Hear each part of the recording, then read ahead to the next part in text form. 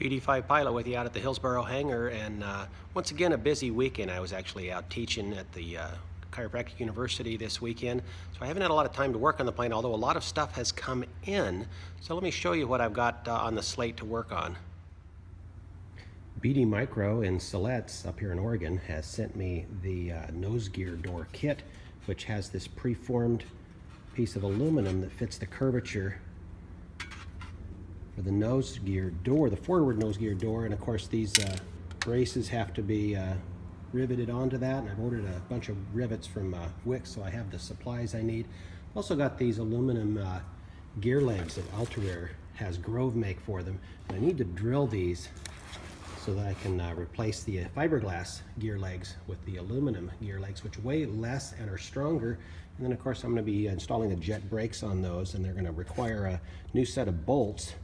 But the jet brakes are a true pinch caliper type design, much better braking performance. And then on the rim itself, I don't know if you can see, there's a little ribbed section to where the tire bead attaches, giving the tire a lot better hold onto that rim, so you don't spin the tires on the rims when you're braking hard, which is a preferable design.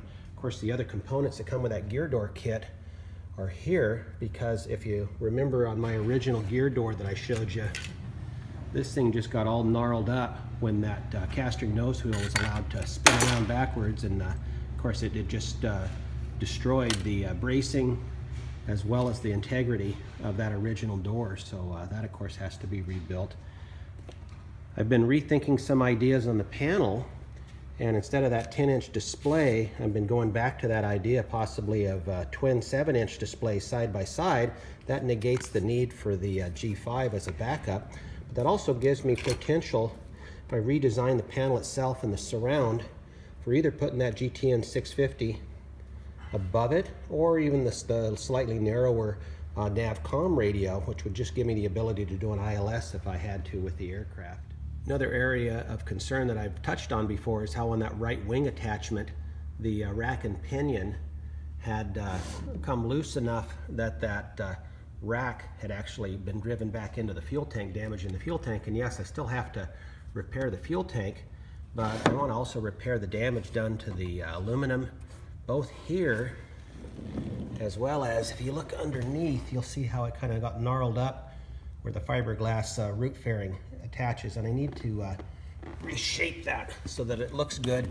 So I'm actually planning on putting an inspection plate where this patch was put, and so I'm going to cut out a round, probably 3-inch, 3.5-inch round hole there, put in an aluminum inspection plate that I can unscrew, so I can keep an eye on that rack and that rack and pinion. And then of course I've got the air hammer and a set of dollies and hammers for the purpose of shaping that aluminum so that I get rid of that problem and make it look nice and smooth. The other item I have on order is some polish, aluminum polish from Nuvite, which has been the recommended product to use on this aircraft. It's a 3-process polish procedure where I initially use a stronger compound to prepare the metal, and then move on to finer polishing materials to get that high luster finish that looks so gorgeous on this fuselage.